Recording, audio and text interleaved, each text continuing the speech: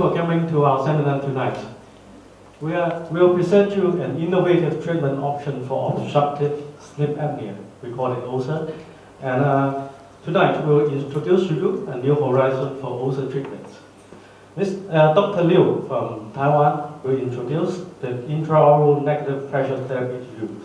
And it is our pleasure to invite Dr. Liu to join us tonight and share with us his clinical experience, findings, and interesting facts about the new technology.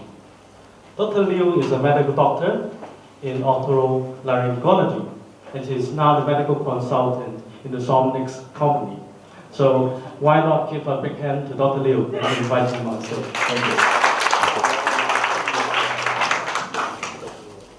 Thank you. Thank you. Good evening, ladies and gentlemen. It is my honor today to share with you an innovative treatment for obstructive sleep apnea and share with you some of my previous experience working on a feasibility study and the pilot study about the new technology. Okay. And let me introduce a little short about myself. I was graduated from Taipei Medical University, and in 2010 and 2011, I was a visiting scholar at Stanford University to understand the innovative medical device development sponsored by the Taiwan government. And I'm now working at McCain Memorial Hospital Taipei branch, which is the second largest private hospital clinic hospital group in Taiwan. And as we know, obstructive sleep apnea is a big and developing healthcare issue. More than 100 million people worldwide suffer from obstructive sleep apnea, and 20 million only treated.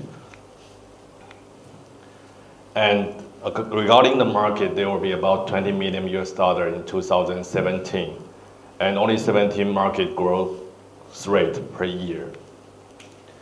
And I would like to start from the diagnosis and the treatment flow first. As we know, this is from the guidance suggestion. Diagnosis starts from polysomnography. We call it PSG, and we have to do it in the sleep lab. Patients stay in the sleep lab and recording the EEG and etc. The parameters. And then the sleep lab will coding the data, and the pulmonologist, the ENT doctors, or psychiatrists, which is different from region to region, will read the report and do the diagnosis. And currently, when patient was diagnosed OSAs, CPAP will be recommended at first by the sleep specialist. If patient fail to get used to CPAP, then oral appliance will be recommended, which at that time patient will refer to the dental division, and some people will refer to other therapies, including positional change, body weight change, and ENT surgeries as well. But currently, CPAP is the gold standard for the obstructive sleep apnea solution.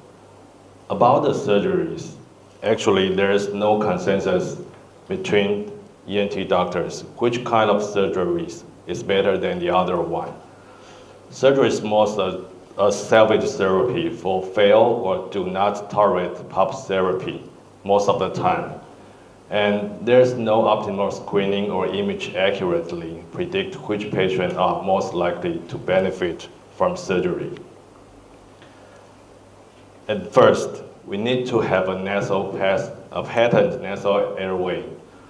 And according to the Otorhinolaryngology Head and Surgery 2015, it is a population-based study. 35 to 50% OSAS patients have nasal obstruction, either from deviated nasal septum or hypertrophy of the inferior turbinate, or some other sinusitis with polyps. Role of the nose in the pathophysiology of OSAS remains uncertain. So many researchers and many clinical physicians doing a lot of clinical survey, such as CT volume, acoustic rhinometry, nasal inspiration peak flow, And based on those studies, actually there's no significant difference among those testing. Those testings are trying to figure out which part is the key of the nasal obstruction. And finally, anterior rhinoscope, which is easily performed by the ENT physician to figure out whether patient has deviated nasal septum or chronic hypertrophy, only show the significance. You don't need CT, you don't need acoustic renal manometry, you don't need renal manometry and inspiration peak flow, etc. examinations. You can use the rhinoscope to check the anterior nasal cavity, and that is the most important part to check the nasal obstruction. And effects of the nasal surgeries. Now, laryngoscope and sleep all reveal if you treat the nasal patency, and patient will benefit from the nasal patency, including you can increase the CPAP adherence.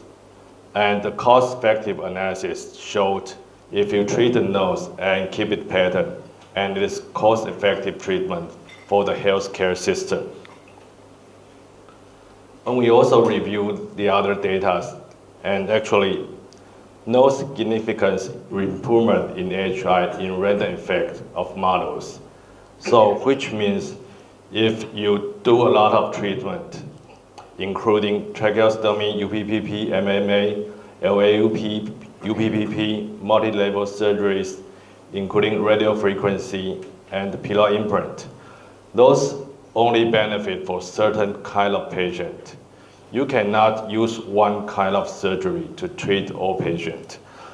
And I would like to start from the treatment of the oral patency, the nasal patency.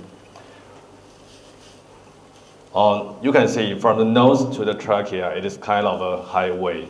We start from checking the nose. This is the view from the anterior rhinoscope. You can see this is a deviated septum. This is a hypertrophic nasal turbinate. So most of the time, ENT surgeons either we use the cold knife or radiofrequency terminectomy or microdebrider terminectomy to remove the deviated septum or the hypertrophic turbinate to keep the nasal patency. And we call it the carrier pathway and structure change. From the nose to the oropharynx, then we have hypertrophy of the tonsil. So we have traditional cold knife to remove the tonsil, we call it tonsillectomy. Or we use a cobblator, which is developed 2001. Or we use plasma blade, which lower the temperature of the collaboration, which is developed 2008. We call it carrier pathway. Otherwise, we have to change the structure. Most of the time, patients have obstructive sleep apnea. Patients have a redundant soft plate and elongated uvula. So traditionally, we use laser-assisted uvuloplasty or uvuloplasty to change the structure of the oral cavity, mostly over the soft plate. And in 2002, some company developed a radiofrequency uvuloplasty. That means you put something, a needle, over the soft plate and deliver some temperature over the soft plate, which make it more stiffness, and it's kind of structure change. So with this kind of technology, the soft plate will not be so redundant, so that improve the obstructive sleep apnea. And in 2004, another company developed a pillow implant. So they put something into the soft plate, which makes it more stiffness. And they are trying to decrease the redundancy, so to treat the obstructive sleep apnea. So this is how the pillow implant do. This is the braid, and they put an implantable device over the soft plate, and target zone is about 2 millimeters each by each. And most of the time, we put 3 implants into the soft palate. And the cost for the device is about $1,500 US for 3 implants. And in 2000, I guess it's 2013 or 2014, they extended the indication for some patient with very redundant soft palate. You can implant 5 implants for snoring only, not for OSA patient. And they charge $2,200 in United States. And we have some other invasive solutions which change the structure. And this is one of the devices developed by Medtronic. It's called a tongue suspension system. They use an anchor from the mandible to pull the redundant dropped tongue base and pull it anteriorly. Try to keep the tongue in an anterior position to prevent the tongue drop into the upper airway. And it costs about $1,000 US. For some anatomical problem, patient need maxillomandibular advancement. We call it MMA. This change your face, but also pull your tongue at anterior position.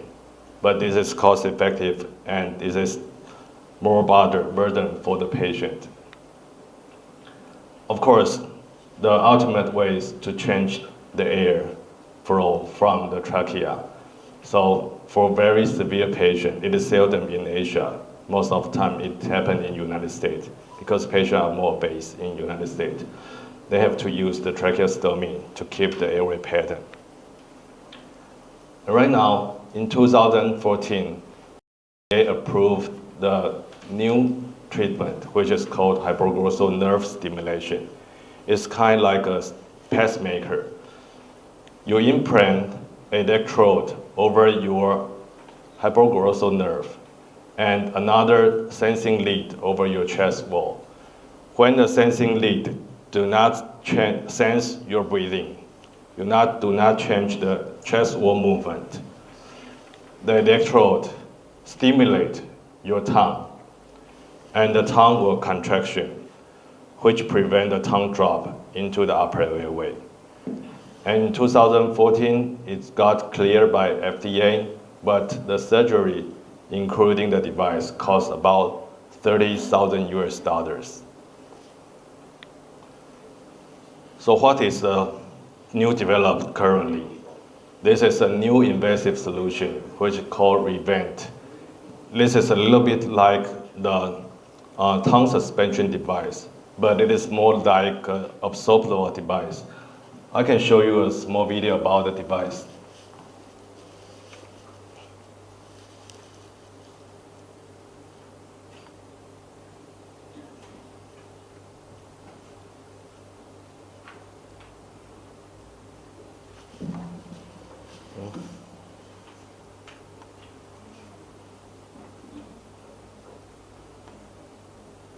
Obstructive sleep apnea, OSA, is a sleep disorder characterized by pauses in breathing during sleep.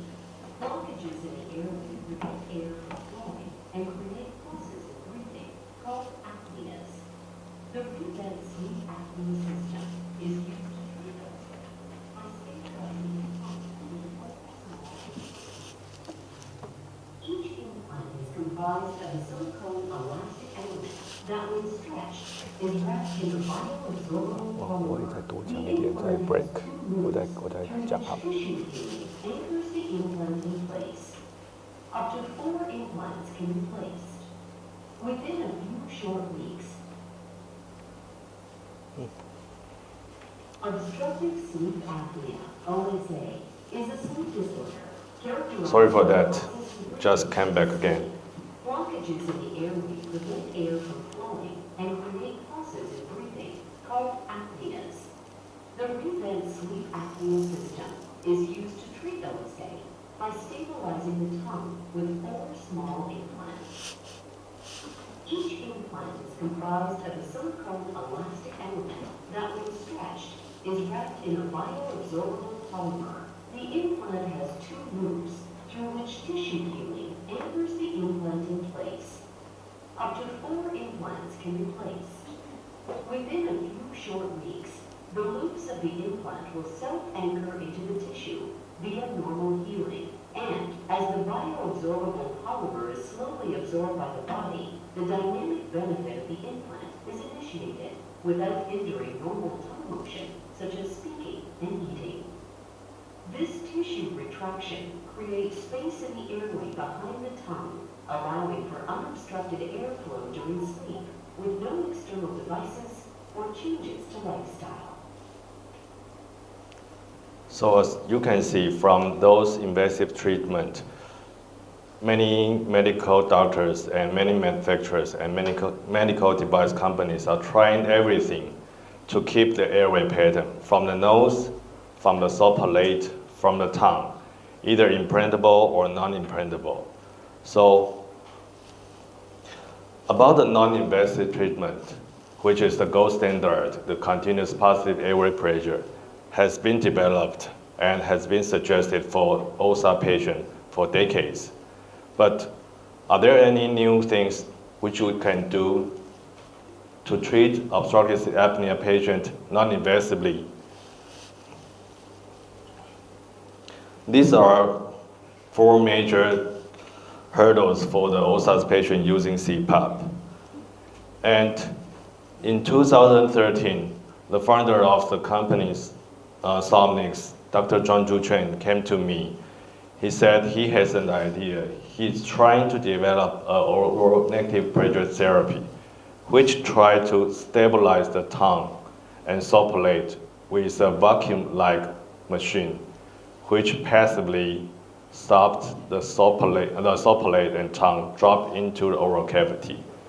And at that time, I was so excited about this because from pathophysiology point of view, it is so reasonable. So this is the early video they did.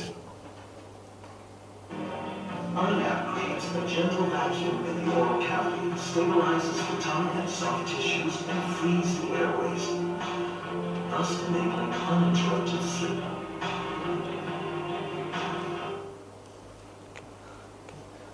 But being a medical doctor, I want to see more evidence to conduct a study. So I try to use a DICE. It is a drug-induced sleep endoscope, which we give the patient some drug, and patient will feel like asleep. And we can do the fibroscope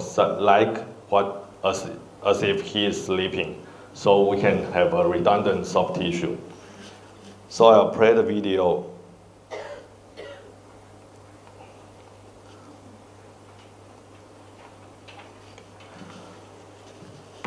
So this is the view from the nose.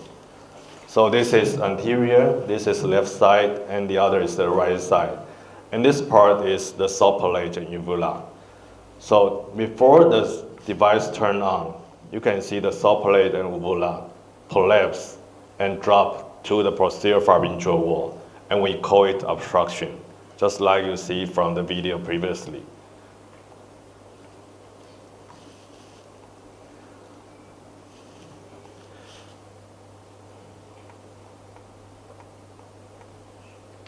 And then we turn on the device. When the device turns on, you can see the redundancy decrease, and there is still a patent airway you can see from the video. So that is the first video they did by research base. At the time, I was thinking maybe this is the new horizon and new solution for OSA patients who do not have good compliance with the CPAP. And some patients, they don't need surgeries. So later on, we conduct a research-based study where we cooperate with National Taiwan University doctors. This is the MRI image. You can see during sleep, this is the soft palate, and this is the tongue.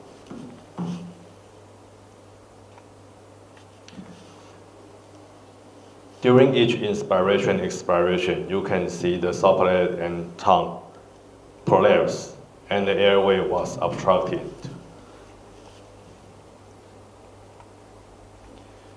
And when the device turned on, you can see the soft palate and tongue was fixed together, and you can have a very patterned upper airway. And besides that,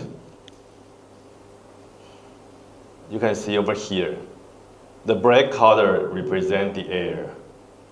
And because the device moved the air of the oral cavity and keep it in sealed position, so you can see there's no black column over here, which means the air was removed. And that is the way to keep the tongue and soft palate at anterior awake position. And this is another patient we did a study. This patient has relatively longer uvula. So you can see the uvula turn, even totally blocked the airway.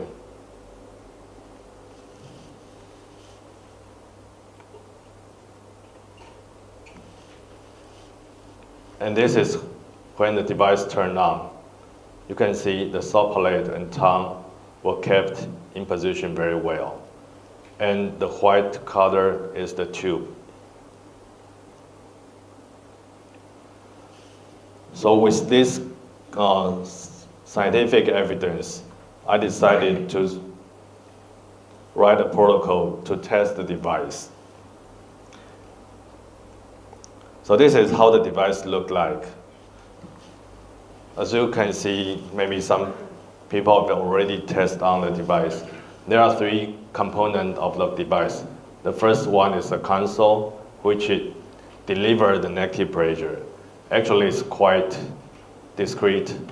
You can hear during the break how the loudness of the device. And this is the major part. We call it the oral interface. It's made of silicone and easy to fit. Actually, it is very soft. That helps keep the oral cavity pattern. And there is a tube connected to the saliva container, because when you deliver negative pressure, saliva will come out with the air sometimes. So you really need a saliva container to collect the saliva.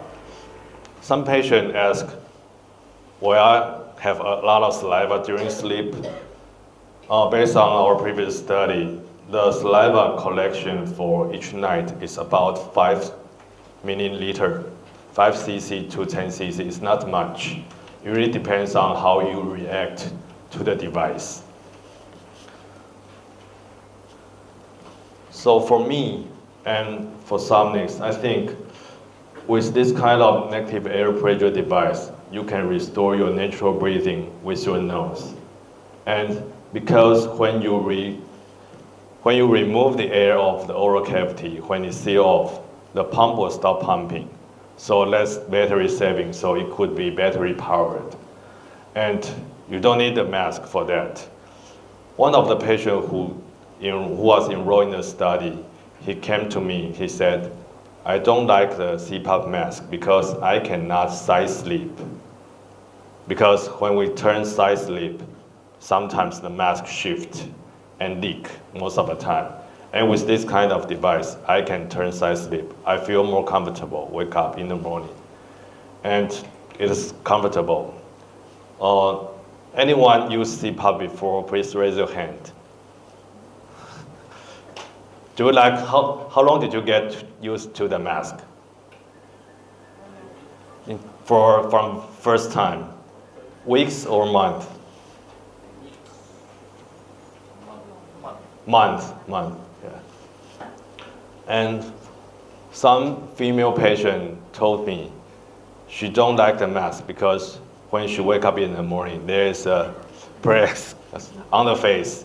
So she have to get up early in the morning to wait until it go out so she can go back to work.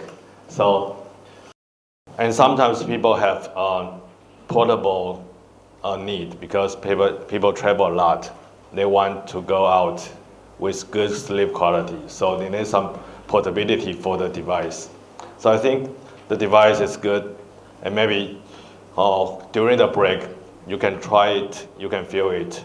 And later on, I'll discuss about the study result.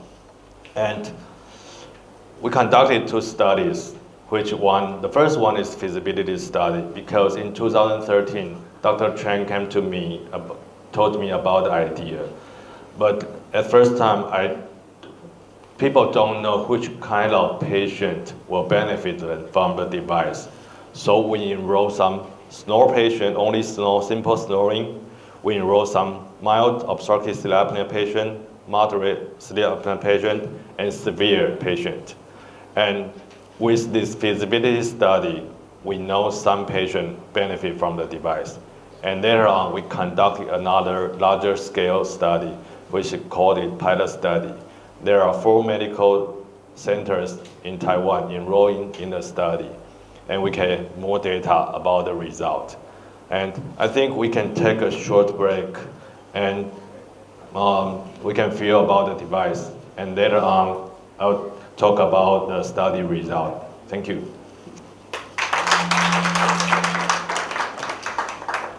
So I think maybe we take a 10 minutes break.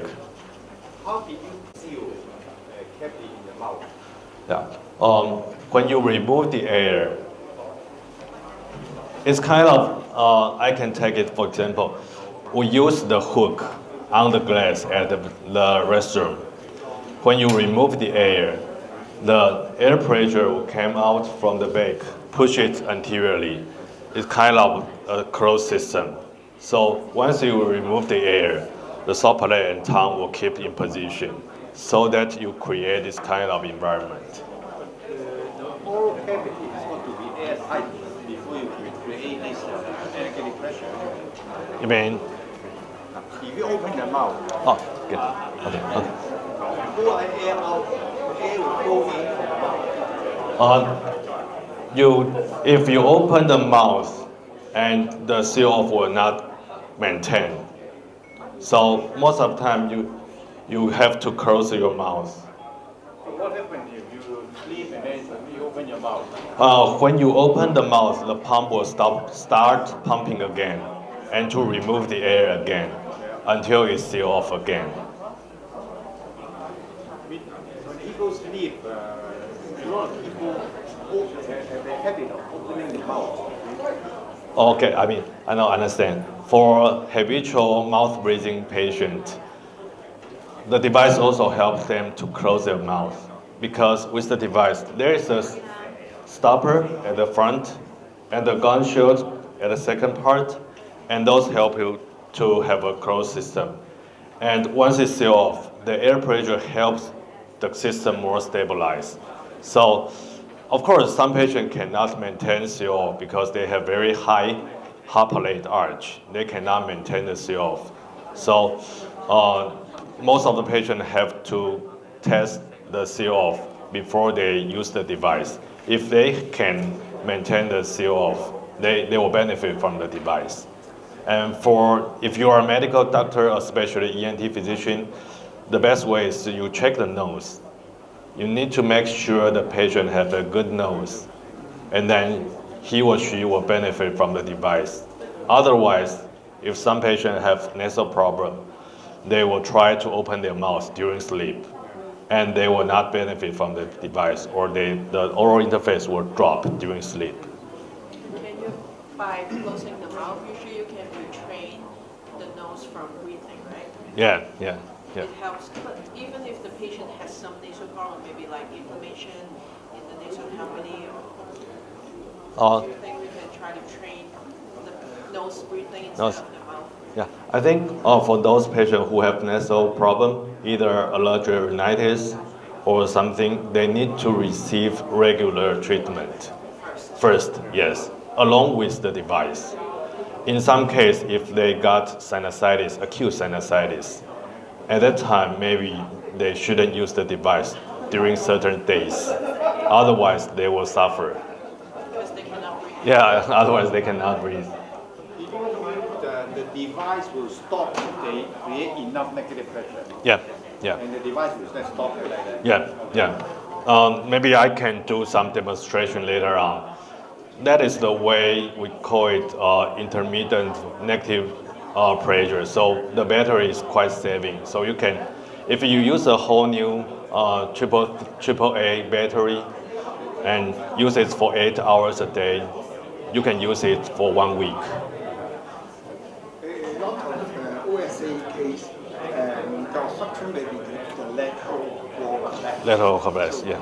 That one may not be working, right?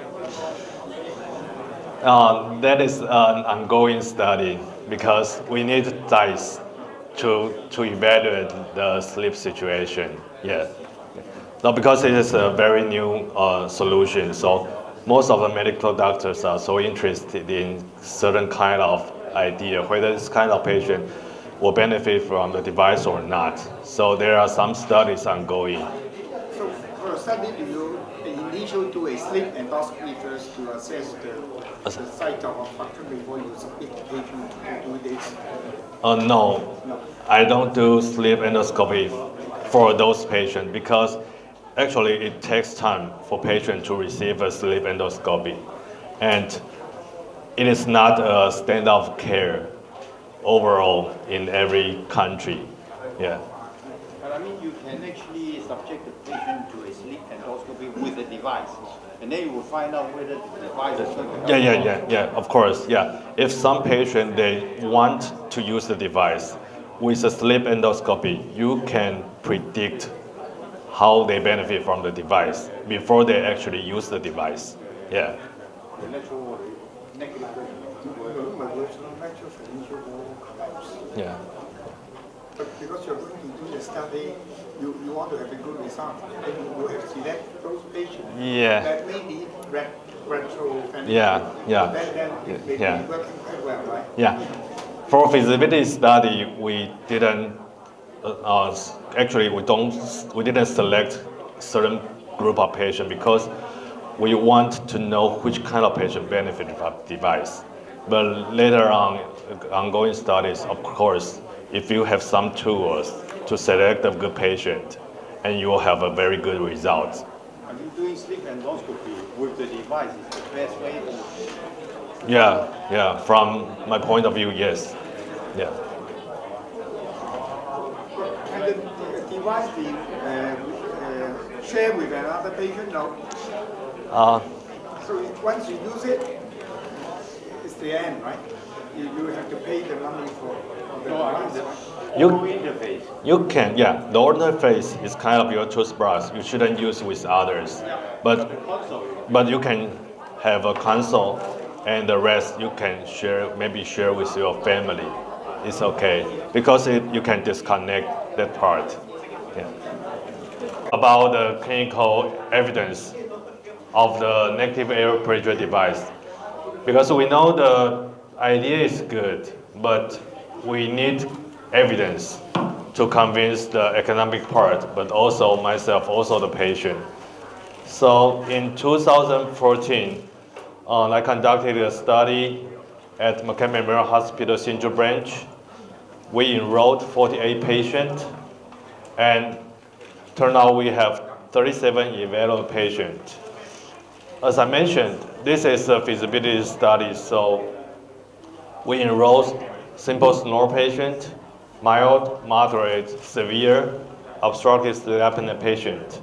And the age is about 40, and the BMI is around 26, positive, negative 4 kilograms. Because in Taiwan, we don't have very obese patients, as in Hong Kong. So it is really hard to have some really obese patients. And we have much more male patients than female. And this is the study for all. We divided into snore group and OSA group.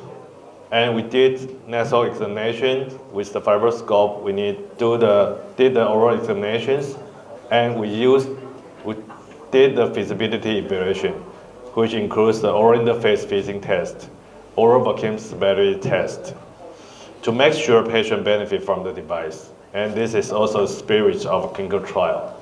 And every patient, we have them, we did a fibroscope maneuver and the cephalometric measurement to measure the parameter change. And then patient have a treatment 9 PSG. And totally we have 37 evaluable patients. And here I would like to talk about the clinical success. The clinical success is the primary endpoint, which means you need to have a 50% reduction of HI, your baseline HI, and also your treatment AHI should lower than 20. And this is a 37 cases result. The response rate is only about 32%. It is not very good, right? So we look into the details. We exclude the snore group.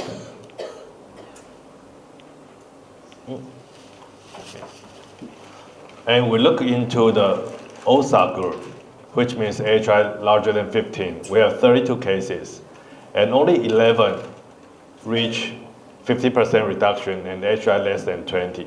The success rate is about 34%.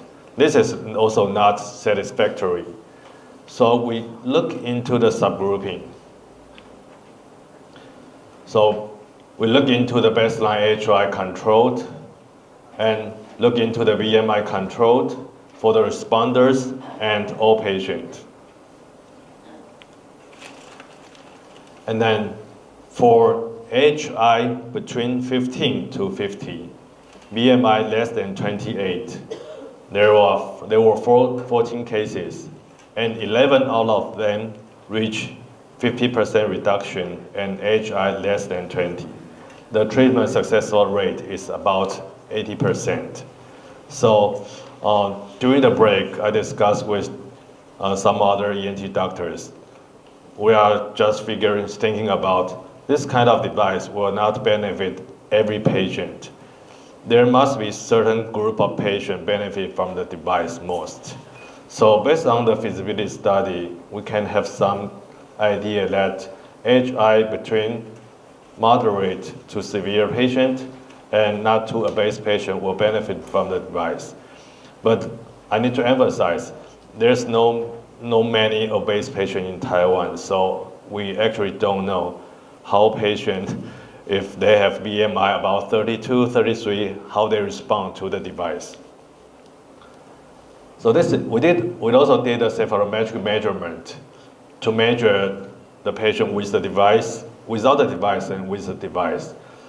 And we did it very standardized. We have the patient lying on the table, and we have the patient gargle with barium, so you can see the surface of a tongue, the surface of the soft palate and tongue base is clearly on the cephalometry. So we check a lot of parameters, and then we figure out treatment pharyngeal diameter and the retroglossal motor grading reach statistical significance from the study. So this is a short conclusion of the feasibility study. Intra-oral negative air pressure device stabilizes the tongue and soft palate, and general success rate is about 32%. But for patients with AHI between 15 to 50, BMI less than 28, the successful rate is about 80%. And under radiography and under FNMM scoring, reach statistical significance. So with this kind of idea, we conducted a pilot study in Taiwan, which includes 4 medical centers. And the protocol is like this, a little bit similar to the feasibility study result. And this is the study group, and this is Dr. Christian Goubinot. He is the very early doctor who named obstructive sleep apnea. And he already published more than 400 SCI papers about the sleep medicine. So he's a living legend of the sleep medicine. And during the study, he gave us a lot of support from scientific point of view. So this is the study flow for the pilot study. And it's a little bit similar to the feasibility study, but we have a more clear enrollment protocol criteria. And totally 34 patients were enrolled, and we have 27 patients available. And again, most of them were male, and age is a little bit older, and BMI is a little bit lower. And we also measure the neck circumferences, but for the enrollment and enrolled patient, there's no much difference. And the demographic showed the age, BMI, and neck circumferences is even, is average. We also checked the sleep architecture. There is no much difference from the baseline from N1, N2, N3, and REM for baseline and iNAP treatment.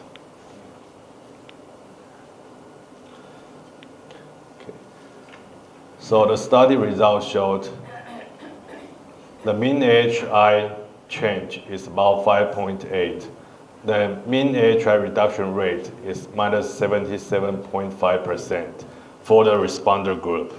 So this is quite promising for a certain group of patients.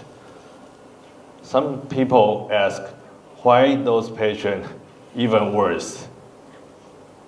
We went back to see the raw data, figure out they are so sensitive to something inside the mouth, so they didn't sleep very well.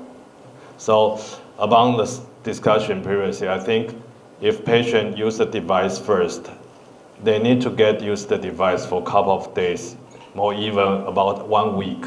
You get used to something in your mouth, then you receive another treatment PSG, and the result will be more correct. So among those responders, two out of them from mild group, and 6 out of 13 from moderate group, and 6 out of 10 from severe group. So based on the pilot study result, we think for mild, moderate to severe group, patient will benefit from the device. But as you can see, even the severe group, the AHI is about 30 to 39. It's not very worse.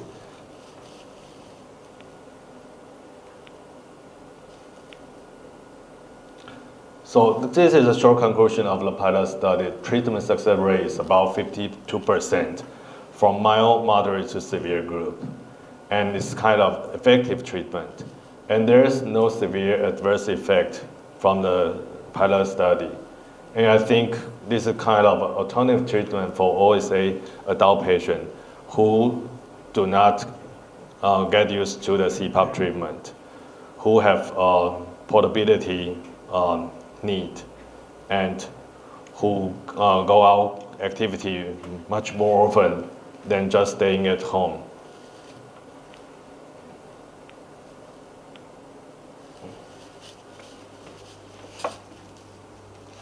Okay, and this is the multi-center study which is ongoing for the device.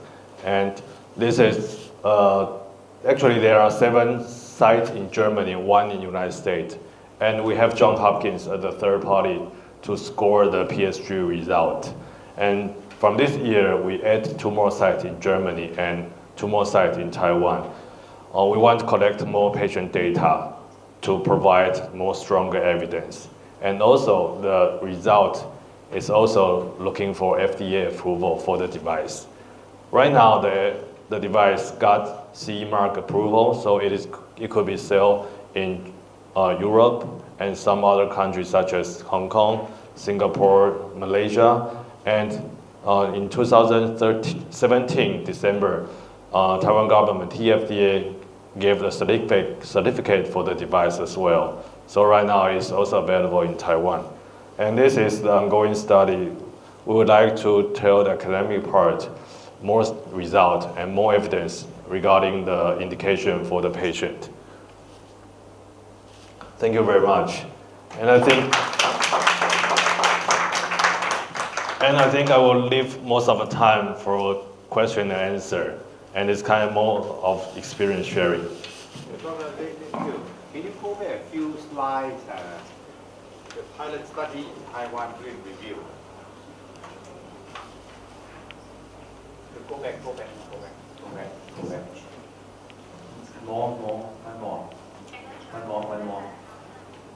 One more. The pilot study in Taiwan, brief review. This is not the one, is it? Taiwan study. Okay, that's the one. Sorry. Now, the feasibility evaluation.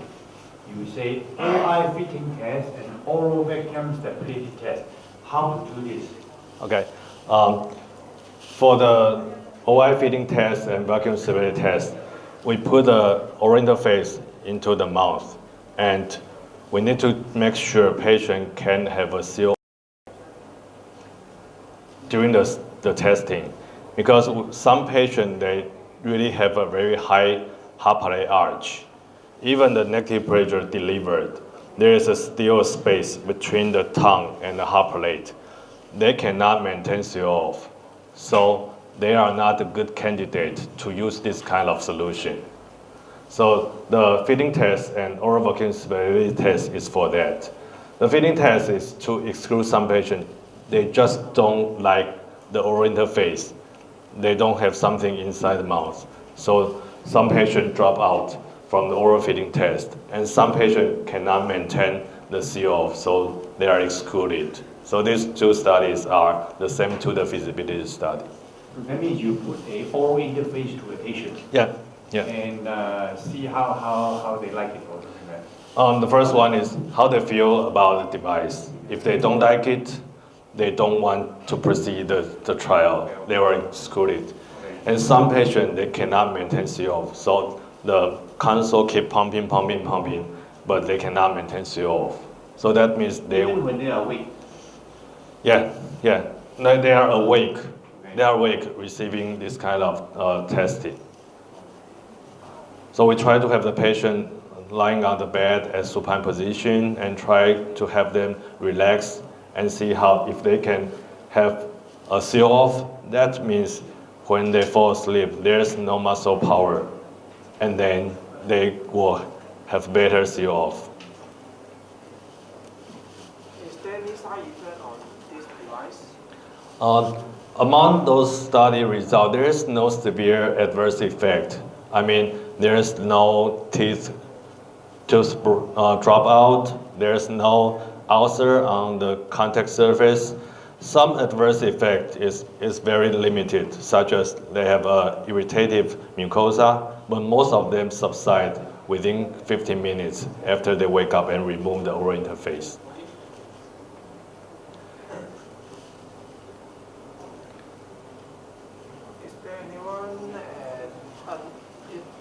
Is there one they are not suitable for using this kind of device? You mean? Not suitable. What kind of client they are not suitable for? What kind of patient not suitable for the device? Based on the limited evidence, I think, from my point of view, I don't have the exact answer yet. From my point of view, for two obese patients, the BMI is higher than 32 or 33. Maybe they have multi-level problem from the nose, nasopharynx, oropharynx, all the way to pharynx. Maybe if you don't only treat oropharynx, they will not improve a lot. But I mean, improve means their AHI may not improve a lot, but their sleep quality may be improved because they have lower airway resistance with the device. So it's kind of tricky. You are treating the numbers or you're treating their quality of sleep.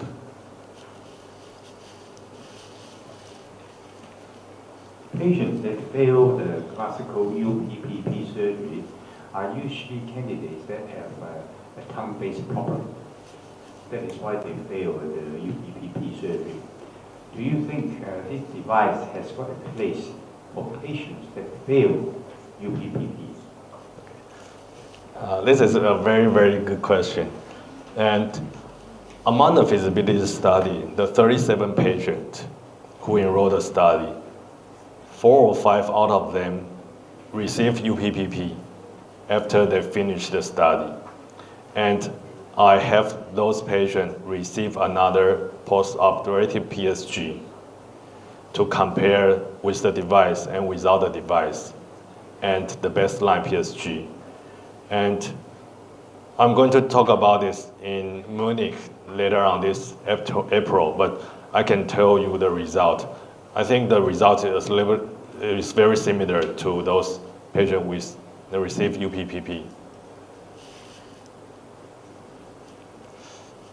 But if you receive UPPP, whether you can use the device or not, it really depends on how much redundant tissue was removed. If you remove too much soft palate, maybe you cannot maintain seal off. So those patients may not benefit from the device. So if you are thinking about having some patient with very bulky tongue base and redundant soft palate, you want them to have UPPP, maybe you can just remove 1/3 of the redundancy soft palate and still have something there and you can seal off. And also with the device, you can have negative pressure over the tongue base.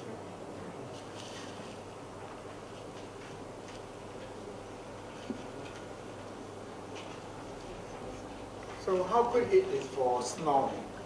That's what. Okay.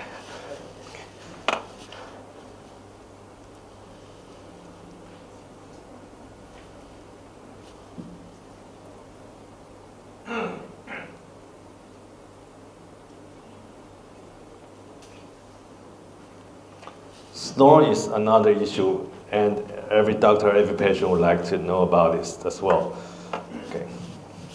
As I mentioned, this is without the device. And this is with the device. So you can see, with this patient has a relative redundant soft palate uvula, but the redundancy is not very bad. So once it's sealed off, there is no shadow around here. So this patient snore decreased a lot with the device.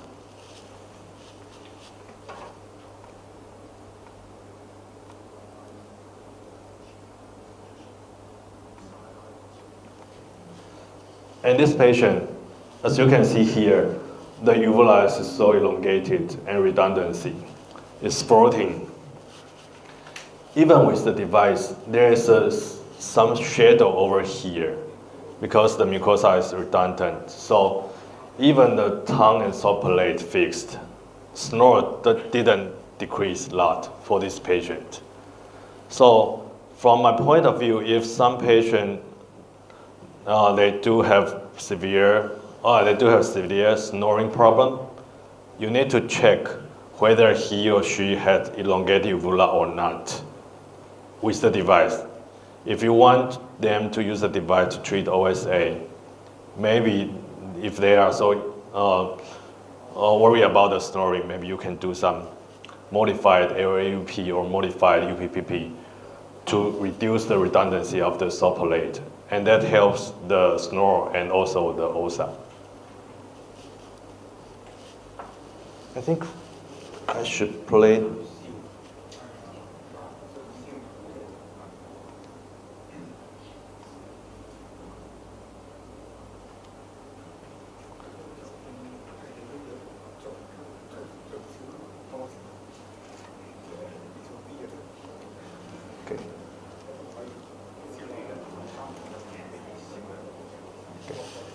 Most of the time, I will be asked about the dry mouth.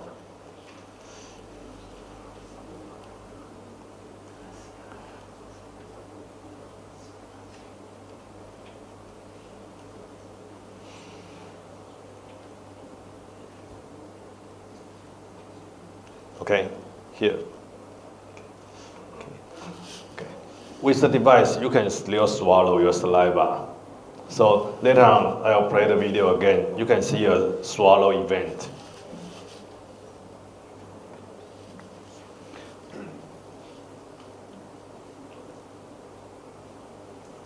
Okay, patient swallow, but the device still keep the soft palate and tongue in position.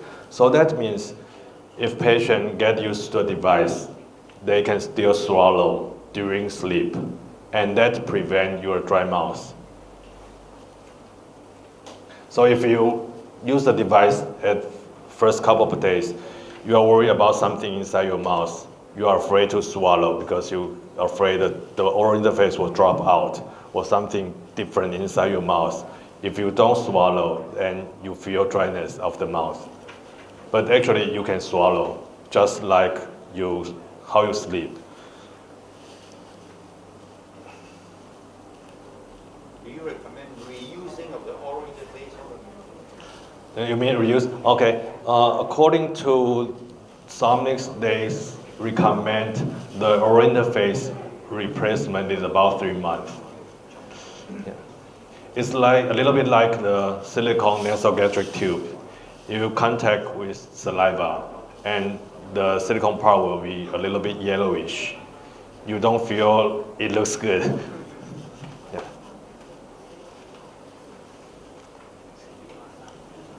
Any other questions?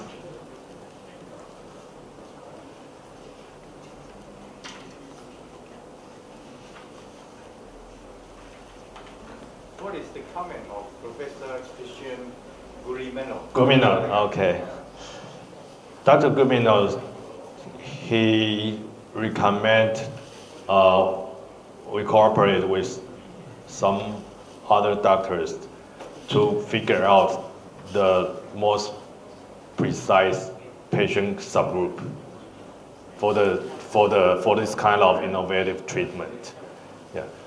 From my point of view, I don't believe this kind of device will benefit for every patient. I don't think so, but absolutely I'm so convinced this kind of solution will benefit a large group of patients who just don't like CPAP.